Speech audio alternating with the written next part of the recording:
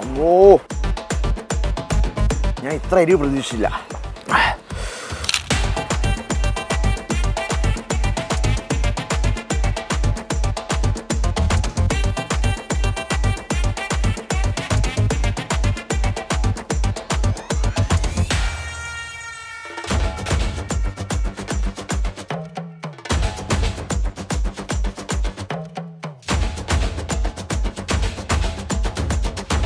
തണുത്ത തൈരും നമ്മൾ സ്വന്തം പഴങ്കഞ്ഞി കൂട്ടി ഇങ്ങനെ കുഴച്ചിട്ട്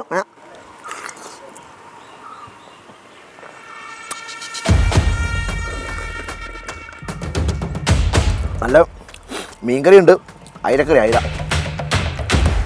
ഇനി ഉണക്കമുളക് നോക്കട്ടെ. ഞാൻ എവിടെയാണ് നോക്കുന്നത്? തലസ്ഥാനത്ത് നിന്നാണ്, ട്രിവാൻഡ്രത്തുണ്ട്. അപ്പോൾ കടയും കാര്യം എല്ലാം പറഞ്ഞുതരാം.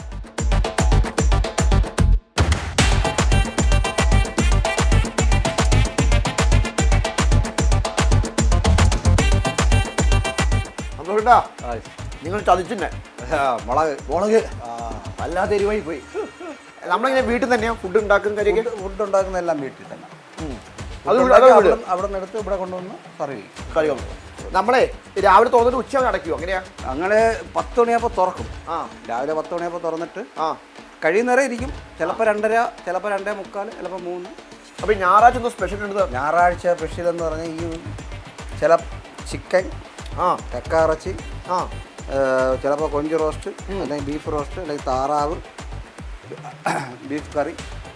അത് ഞായറാഴ്ച ദിവസം മാത്രമേ ഉള്ളൂ? അത് ഞായറാഴ്ച. എല്ലാ ദിവസവും ബാക്കി ദിവസം പഴങ്കഞ്ഞിയും കപ്പയും ബീഫും. കപ്പയും ബീഫും.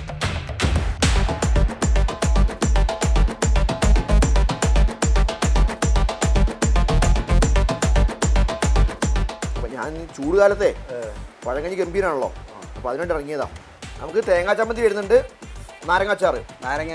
ഇത് അയിലക്കറിയാ? കുഴിയള. കുഴിയള, കണ്ണൻ കുഴിയള. ഇത് ഉണക്ക. നമുക്ക് അടുക്കളയിൽ പോയാലോ? ഇതാണ് കപ്പ ബീഫ്. കറി വെച്ച കപ്പ നമ്മൾ വീട്ടിൽ നിന്ന് ഉണ്ടാക്കി കൊണ്ടുവരും. ഇത് രസം. കുറച്ച് രസം ഒഴിച്ചു തരുമോ?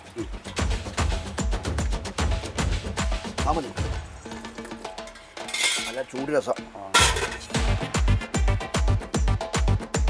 അപ്പോൾ സന്തോഷേട്ടാ, നമ്മുടെ കട പ്രോപ്പർ സ്ഥലത്ത് പറഞ്ഞു കൊടുക്കുവോ? പ്രോപ്പർ സ്ഥലം എന്ന് പറഞ്ഞാൽ ഇത് കറക്റ്റ് ഇതിന്റെ സ്ഥലം വലയന്റെ വഴി എന്നാണ്. ഒരുപാട് വഴി.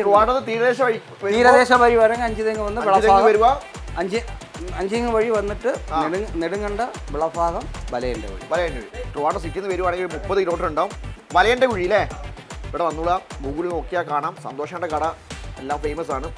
കഴിഞ്ഞ ദിവസം ഞായറാഴ്ച വന്നാൽ പൊളിക്കാം. ഇപ്പോൾ ചൂടുകാലം ആയതുകൊണ്ട് എല്ലാ ദിവസവും വന്നാലും കുഴപ്പമില്ല. നല്ല അടിപൊളി പഴങ്കഞ്ഞി കഴിക്കാം. തൈരെല്ലാം ഗംഭീരാണ്. അസാധ്യ ഫുഡ്, അസാധ്യ പഴങ്കഞ്ഞി. അപ്പോൾ വീണ്ടും കാണാം. അതുവരേക്കും ബൈ.